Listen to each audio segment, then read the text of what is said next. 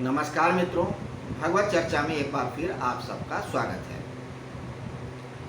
हम लोग भगवत गीता के 8वें अध्याय पे चर्चा कर रहे हैं। 8वें अध्याय के 25 श्लोकों तक चर्चा किया। इसमें 23वें श्लोक से भगवान श्री कृष्ण ने गति का जो प्रकरण शुरू किया वो इस 26वें श्लोक पे समाप्त हो रहा है। गति अर्थात भगवान श्री कृष्ण कहते हैं कि दो प्रकार की गतियां हैं मृत्यु के उपरांत, एक है उत्तरायण की और एक है दक्षिणायन की। उत्तरायण के पथ पे जो जाते हैं मृत्यु के उपरांत वो लौट के नहीं आते हैं, और दक्षिणायन की गति जो प्राप्त होते हैं वो लौट लौट के आते हैं। तो दक्षिणायन की गति चंद्रमा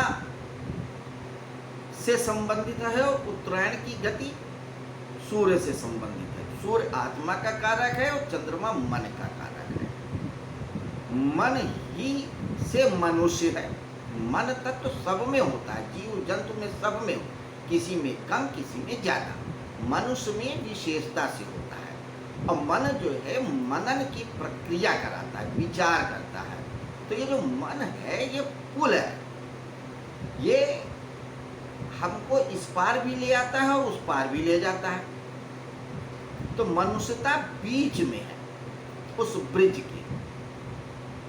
मन के अगर हम पार चले जाते हैं तो हम उत्तरायण में हो जाते हैं, और मन के इस पार रहते हैं तो दक्षिणायन में होते हैं। क्योंकि मन के उस पार काल नहीं है, विचार नहीं है, भाव नहीं है, सिर्फ वर्तमान है।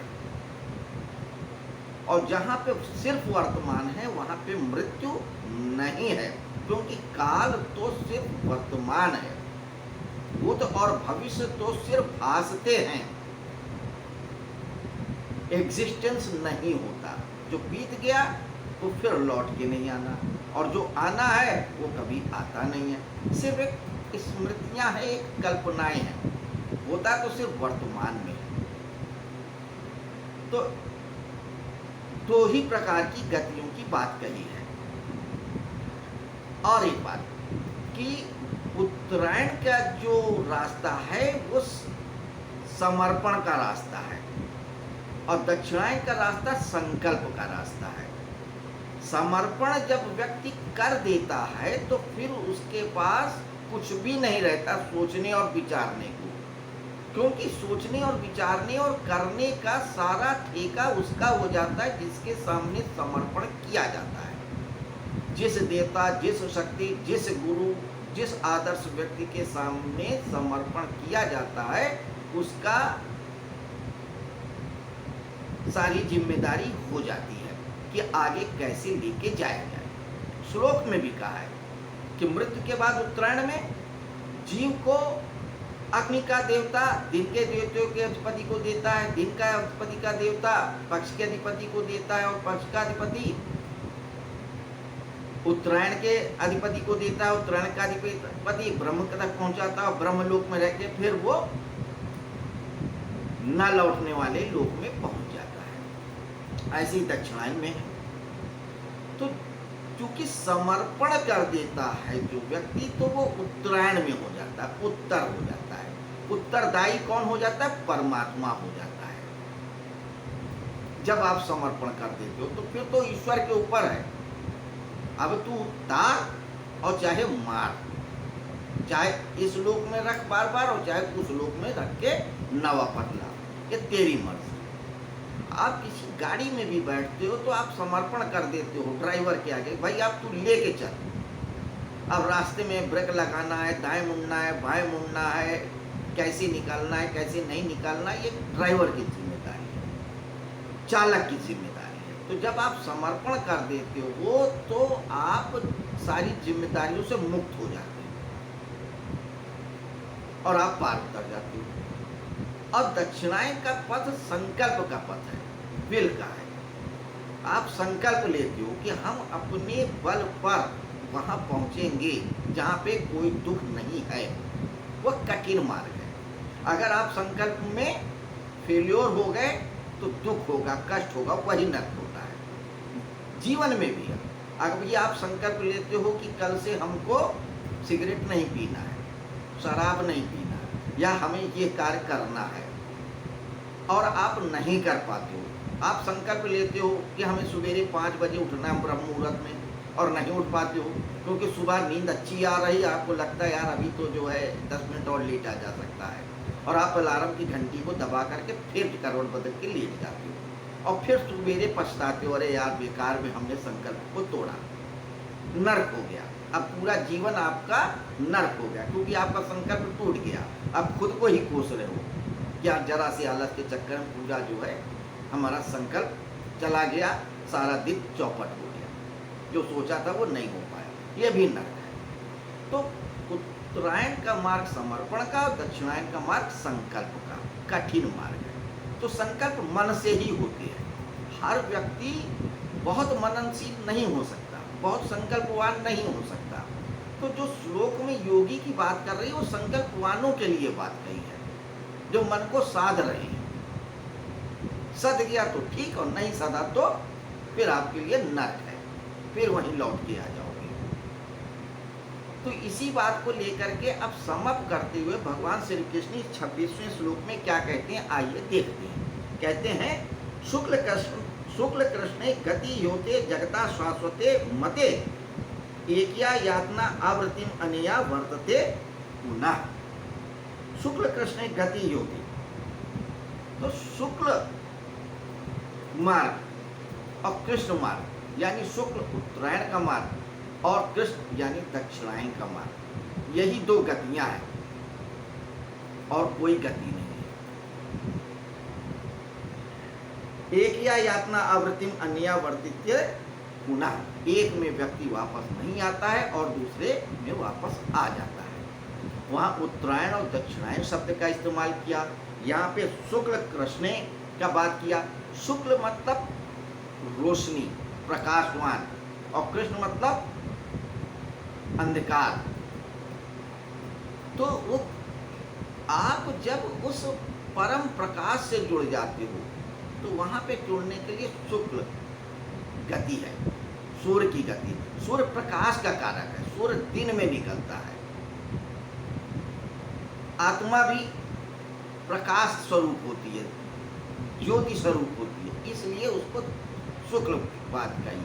और कृष्ण चंद्रमा रात्रि का कारक है, रात्रि में ही निकलता है, और मन के ही वजह से अंधेरा भी हो जाता है, अमावस्या भी होती है।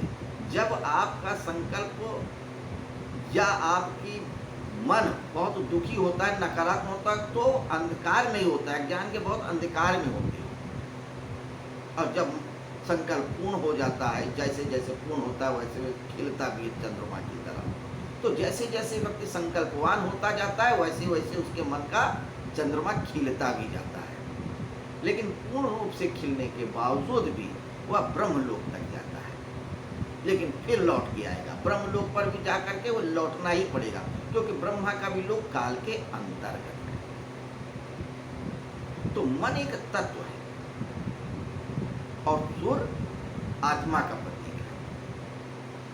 तो यहाँ पे कृष्ण ये बता रहे हैं कि दो ही मार्ग है, अब ये तुम्हारा चुनाव है कि तुम किस तरफ जाना चाहते हो। मोक्ष की तरफ, मोक्ष भी चुनाव ही है, इसलिए मोक्ष शब्द की बात ही नहीं किया कृष्ण ने यहाँ पे। उन्होंने कहा लौटना नहीं पड़ेगा, बस बात खत्म हो गई। अगर लौटना भी है तो आपकी इच्छा पर होगा, आपकी मर्जी की है। मौजी मौज फकीरा दी, मर्जी हुई टहलते हुए चले आए पृथ्वी लोक पर, फिर चले गए जब मन हुआ। तो ईश्वर का क्या होता है, अवतरण होता है। वो अपनी इच्छा से आते हैं और अपनी इच्छा से चले जाते हैं। बहुत से देवता भी ऐसा करते हैं। एक समय था जब यक्ष यक्षिणी देवता गंधर्व ये सब पृथ्वी पर विचरण करते थे और चले जाते थे। जैसी जैसी नकारात्मकता बढ़ती चली गई वैसे वैसे ये जीव आना भी बंद कर दिए, क्योंकि उन्हें नकारात्मक नहीं पसंद है। जिन्हें नकारात्मकता पसंद है वही फिर पृथ्वी लोक पे रुक रहे हैं। जैसे भूत हैं, प्रेत हैं, पिशाच हैं, ये सब रुके हुए हैं क्योंकि ये नकारात्मक शक्तियाँ हैं। नकारात्मक लोगों को नकारात्मक ही वातावरण पसंद होता है, इसलिए यक्ष गंधर्व देव जो सकारात्मक थे शक्तियों में वे आना बंद कर दिए।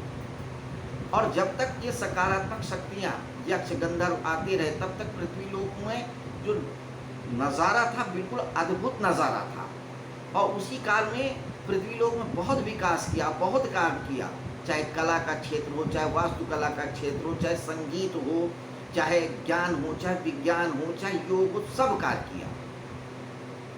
आप जब आकर्ट साइंस में जाएंगे या इस तरीके की रुचियाँ लेंगे तो आपको पता लगेगा कि बहुत सारे ऐसे हमारे यहाँ मंदिर बने हैं, बहुत सारी ऐसे वास्तु का निर्माण हुआ है जो अचरज में डाल देता है।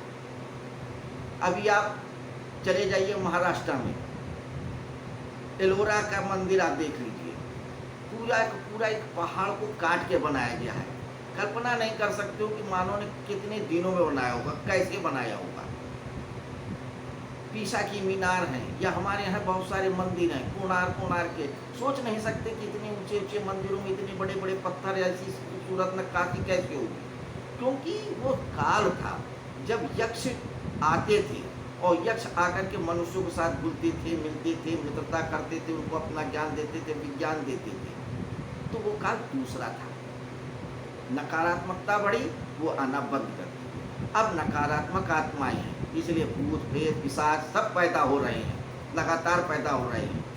तो कोई जो है लड़ाई करता है, कोई झगड़ा करता है, कोई धर्मांधता करता है, कोई मजहबी हो गया है, मार रहे हैं, काट रहे हैं। ये नकारात्मक शक्तियाँ हैं। ये वही शक्तियाँ हैं जो दक्षिणायन की तरफ रही हैं। जो उत्तरायण की तरफ रही वो तो चली गई, दूसरे लोगों में चली गई। लेकिन इन सब लोगों के पार भी एक लोक है, एक जगह है जो सबके परे है, तो परमात्मा की गति है। तो मित्रों, हमको कैसे उत्तरायण की गति को प्राप्त होना है, कैसे दक्षिणायन की गति को प्राप्त होना है, इसका पूरा का पूरा विज्ञान है। इसको सीखना पड़ेगा किसी गुरु से, किसी जानकार से, तो ही होगा। तो हमारा जो शरीर है इसमें भी उत्तरायण है, इसमें दक्षिणायन है। हमारी जो नासिका चलती है इनमें उत्तरायण है, इसमें भी दक्षिणायन है। आँख में एक दाहिना है, एक बायां है, उत्तरायण है, दक्षिणायन है। तो हमारे पूरे शरीर में भी उत्तरायण और दक्षिणायन की पूरी गतियाँ हैं। तो जो योगी लोग हैं अपनी प्राण वायु को उत्तरायण की तरफ लेके जाते हैं और दक्षिणायन की तरफ लेके जाते हैं। आपको आश्चर्य होगा, हमारे जो नाक के दो छिद्र हैं, एक की तरफ से गर्म सांस होती है और एक की तरफ से ठंडी होती है। चंद्रमा शीतल है, सूर्य गर्म है। तो जो सूर्य नाड़ी चलती है तो वो हमारी जो श्वास गर्म होती है, जब चंद्र नाड़ी होती है तो ठंडी होती है। तो इस श्वास वायु के द्वारा, इस प्राण वायु के द्वारा भी हम उत्तरायण में ले जा करके अपने प्राणों को लेके जा सकते हैं। भीष्म जैसों के साथ क्या था, यही था कि वो इतना योग बल को प्राप्त हो चुके थे कि अपनी प्राणवायु को उत्तरायण यानी उत्तर की तरफ से निकाल करके उस परम रास्ते पर ले जा करके रख सकते थे, ले जा सकते थे। अभी हम लोगों की जो सत्ता है, हम लोग अग्नि के देवता के ऊपर निर्भर है, दिन के देवता के ऊपर निर्भर है, शुक्ल पक्ष के देवता पे निर्भर करते हैं। लेकिन भीष्म जैसे व्यक्ति इतने संकल्पवान थे कि वो अपने संकल्प से ही अपनी प्राणवायु को उत्तरायण ले जा सकते हैं। यही इच्छा मृत्यु है, ये विज्ञान है, इसको सीखना होता है। भीष्म का अर्थ होता है दृढ़ प्रतिज्ञ। इतने संकल्पवान थे, तो संकल्प शक्ति जब आपकी बढ़ जाएगी तो आप भीष्म भीष्म हो सकता है कि शांतनु के पुत्र रहे होंगे, उनका नाम भी भीष्म नहीं था, लेकिन दृढ़ प्रतिज्ञा से भीष्म हुआ, नाम उनका प्रचलित। तो जब आप संकल्पवान हो जाएंगे तो आप चंद्रायण की तरफ भी जा सकते हैं, उत्तरायण की तरफ भी जा सकते हैं। ये आपके ऊपर निर्भर करता है। तो मित्रों, ये थी इस 26वें श्लोक पे एक छोटी सी वार्ता। कल अब हम आगे इस अध्याय के अगले श्लोक पे चर्चा करेंगे। तब तक के लिए आपसे आज्ञा चाहेंगे। नमस्कार, शुभ रात्रि।